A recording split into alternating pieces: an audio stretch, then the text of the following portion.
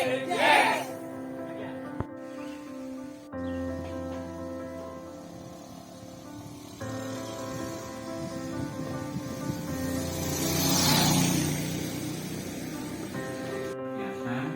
karena ada tetangga kabupaten kita yang memang sudah menjadi pionir untuk memasuk ke beberapa dengan pisang remaja dan yang berkelas di atas kartun, di bawah sutra. Kartun ada sudah api, ini malah di atas kartun. Ya, cuma kampung sini bagi saya Nicholas, nggak tahu kok jauh dari nama asli saya. Halo guys, ya kembali lagi bersama kami tim BGP Ampel Gading. Sekarang kita berada di Jombang, ya P4S Sahabat Tani punyanya Budisi. Ya kita datang ke sini bersama dengan Gapotan dari Lebak Arjo. Ya kita pengen belajar pisang guys, karena di sini tempatnya untuk budidaya pisang, belajar pisang, bagaimana membuat bibit, bagaimana produksi buahnya, dan bagaimana pemasarannya. Ayo kita ikuti cerita kami hari ini. Let's go. Oh iya, gula awalnya masih 50 Pak, saya nego 40 itu tidak boleh.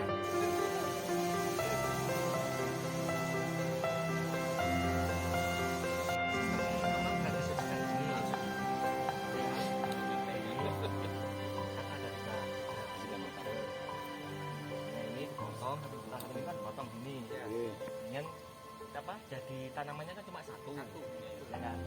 Tapi ada lagi sistem. Indonesia ini ya pecah bongkol ya, bongkolnya dipecahin. Orang-orang sekeren ngomong pip, tapi pip itu juga apa? Kalau di YouTube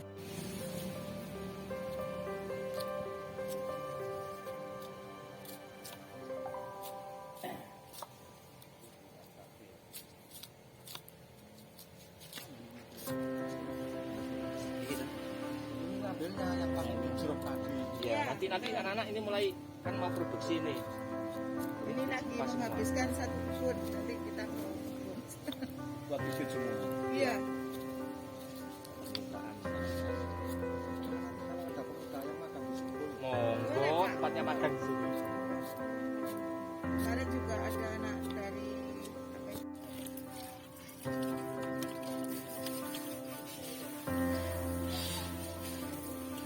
Setelah berapa bulan? Saat ini 1 bulan. Sudah dipotongin banyak. Potongin nanti banyak ini. Kan ada lagi. tak tanam-tanam lagi kan ini ya. Nah, keluarnya nanti akan seperti ini.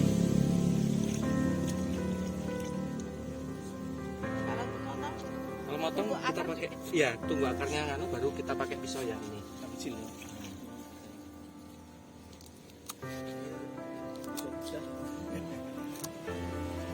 Satu-satu ya Pak. Satu-satu.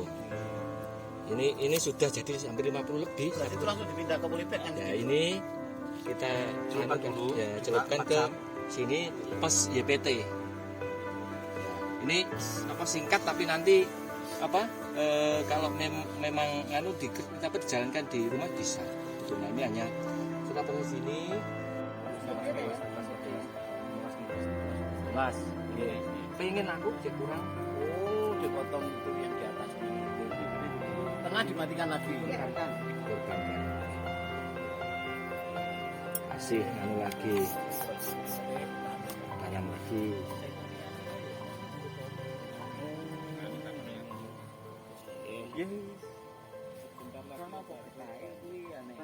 Nah, yang ini tanahnya Pak Budi kan setelah 4 jam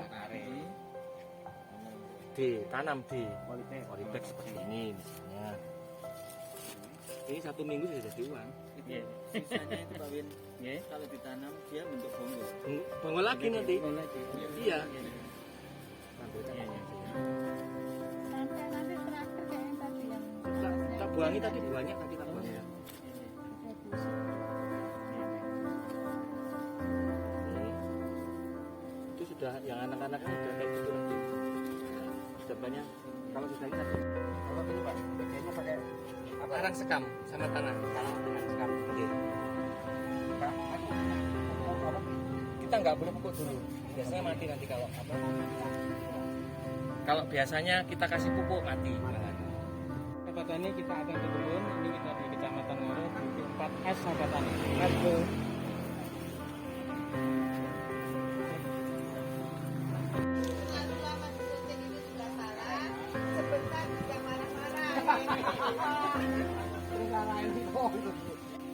Loh, selamat siang Pak Wasis.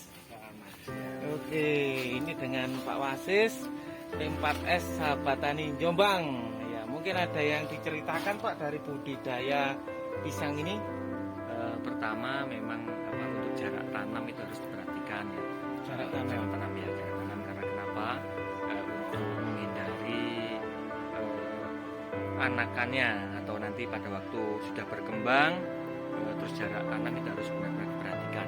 Yang paling baik sebenarnya nggak paling baik yang selama ini saya aplikasikan di lapangan adalah 3x2 ataupun 3x3. Tujuannya apa? Tempat kita kan pakai mekanisasi, pakai traktor besar. Jadi pada waktu pembersihan lahan kita untuk traktornya masuk. Jadi kalau ini jaraknya 3x3, traktor kan lebarnya 2,7, jadi tetap bisa masuk untuk pembersihan setelah panen biasanya kita bersihkan. Karena kenapa? Kalau masih ada buahnya nanti mesti nyangkut di buah. Terus untuk aplikasi pengendalian OPT dari awal kita kita pakai trichoderma, arang sekam itu juga perlu, pupuk kandang. Tujuannya apa? Nanti pada waktu pisang kita sudah mulai ada pertumbuhan, akar sudah mulai bisa menyerap makanan di lahan tersebut. Terus untuk setiap bulannya kita harus perlu lakukan pemupukan. Jadi Pemupukan. ya, Pupuknya apa aja Pak? pupuknya kita pakai pupuk kandang perlu, pupuk kimia juga perlu. Jadi untuk satu tanaman pupuk kandangnya itu butuh sekitar 3-5 kilo 3-5 kilo untuk pupuk kandang. kandang. Iya. Iya. Setiap 3 bulan 3 bisa, bulan 3 bulan sekali. kita kasih pupuk kandang. Terus untuk 1 bulan yang rutin kita pakai NPK ataupun pada waktu awal-awal kita pakai urea dulu. urea. Ya hanya sekitar 1 sendok Itu tidak terlalu banyak Ya. ya Pak ya. Ya. Oke, baik untuk buah Pak, menuju buah dan kualitas buah yang baik harus seperti apa perlakuannya? kira-kira? Perlakuannya pada waktu kita awal montong itu Awal montong. ya, ke atas. Jadi kalau di sini ada ya, sudah semua. Pada waktu montongnya itu naik ke atas, kita bisa pakai sunat jantung bisa. Sunat jantung. Ya, sunat jantung bisa. Terus Tujuannya untuk tujuannya supaya nanti pada waktu montong ini mau berbuah atau keluar bunganya tidak terserang kupu-kupu. Biasanya kupu-kupu akan menempelkan telur-telur di di ontong, di jantung, ontongnya. jantung. Ya, ya. jantung. Oke. Selain itu Pak, Dan kita pakai suntik kalau Suntik. populasi banyak, populasi banyak. kita pakai suntik jantung. Jadi suntik jantung. ya nanti hitungannya 1 2 3 1 2 3 1 2 3. Itu gimana itu? Ya pada waktu ditusuk, Ah. tusuk di atas jantungan kita hitung 1 2 3 1 2 3 Oh. 1 2 3 rumusnya gitu. Nusuk hitung 1 2 3 1 2 3 1 2 3 selesai tarik Pak ya. Tarik. Begitu 3 kali. sampai 3 kali. Ya. Itu Kalau yang- caranya nusuk jantung. Kalau nggak kita ya seperti ini. Kalau lewat jadinya seperti ini. Nah, ini agak kurang baik ya Pak ya. Ini guys, ini bisa Ini kurang baik dilihat. karena Oh, biasanya yang namanya petani itu lengah. lengah. Jadi setiap hari harus disambangi sebetulnya. Nggak 1 minggu sekali. Kalau sudah mulai ngontok pada waktu saya tinggal ini kan kita ada pelatihan di Bandung. Di Bandung. 4 hari sudah kayak gini. Ini terlambat di proses ini ya Pak ya. Lambat. Kalau kita setiap hari dilihat harus ada sebetulnya 1 hektar itu dibutuhkan 1 orang untuk setiap hari keliling pada waktu pisang ini Berbunga. ya. Perlu pengamatan setiap hari. Apakah ini kalau ini saya lihat ada yang dikasih sarung Pak. Kalau sudah Tujuannya apa dan kapan harus dilakukan penyarungan? Penyarungan, Nah, ya. ini guys ya, ayo. kalau penyarungan ini kan sudah kelihatan sudah betul, sempurna kan. betul. Percuma juga kita Ini kasih sudah sarung karena bagus. kenapa ini nggak bisa akan sempurna. Karena kenapa? 1 sudah apa sudah Gorek-gorek itu ya. kita hemat. Jadi kalau Oh. yang seperti ini Oke, yuk kita lihat. ini harus Nah, lurus. ini Harus yang kita kasih sarung, tujuannya supaya tidak terjadi jamur, menghindari jamur. menghindari jamur ya. Oke, itu kapan Pak? Ketika Setelah- potong jantung? Ya setelah jantungnya ini habis potong langsung masuk. Oke, setelah potong jantung dilaksanakan untuk penyarungan. Jangan terlambat. Kalau terlambat akan terjadi blurik. Kualitas buah akan jelek. Itu yang terjadi. Nah, ini kalau boleh tahu Pak, untuk umur buah panen ya setelah potong jantung berapa hari? Kira-kira untuk Kalau di dataran pasarnya rendah, ini, ya, guys. Kalau di daerah dataran rendah biasanya itu antara 70 sampai 80 hari. 70-80 hari setelah Iya. potong Iya, jantung potong jantung. itu harus dipanen. Ya, dipanen. Gitu ya. Karena Oke. sudah mendekat. Karena kalau kita pakai dikuningkan itu butuh kematangan hanya sekitar 80 sampai 90%. Sampai 80 sampai Kalau 90%. Sudah kematangan sekitar 90 ke atas itu dipastikan di mesin ripening pecah.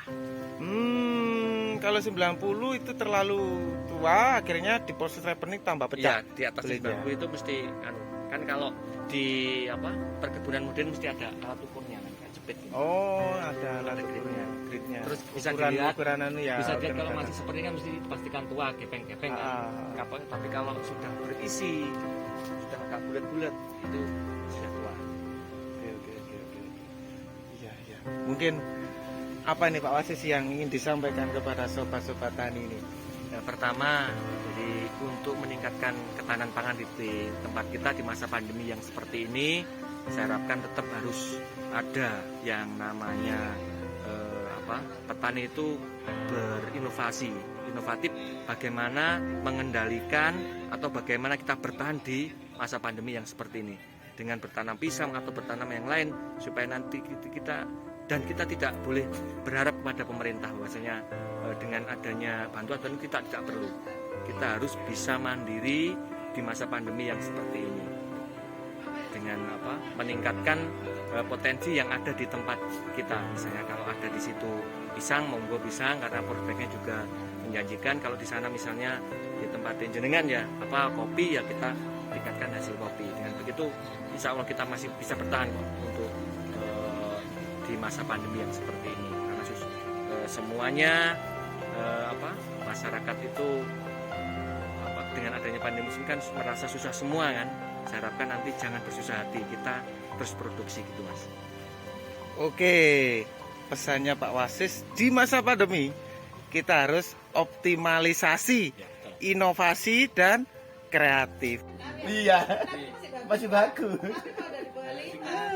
Kalau di pertukaran insya Allah enggak Bu, masalah kan tangan kita. Dari sopo sampai Enggak, bapaknya pasti juga banyak. Baiklah. Bu, saya berimbang. Kalau Berimbang kan banyak. Wajah-wajah Berimbang saya tanya bapak ngasih organiknya berapa? belum Enggak pernah. Itu bukan berimbang, Pak. Itu bukan berimbang. organiknya itu Bu. Bibit hasil kultur jaringan yang sudah melalui proses aklimatisasi. Punyanya ini Pak Wasis ini. Ya, ini beliaunya. Yang akan tanam berapa ribu Pak? 500 500 pohon. Yang akan ditanam di mana Pak? Jogja. Di Jogja. Oke, semoga sukses.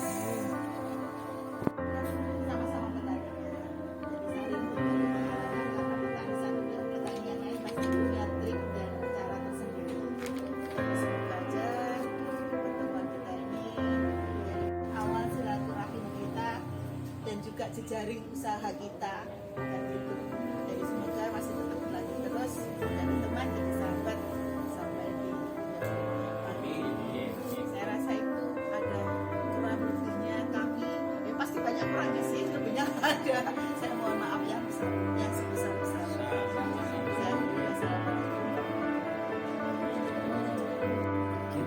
Saya Hasil pengurainya hasil ada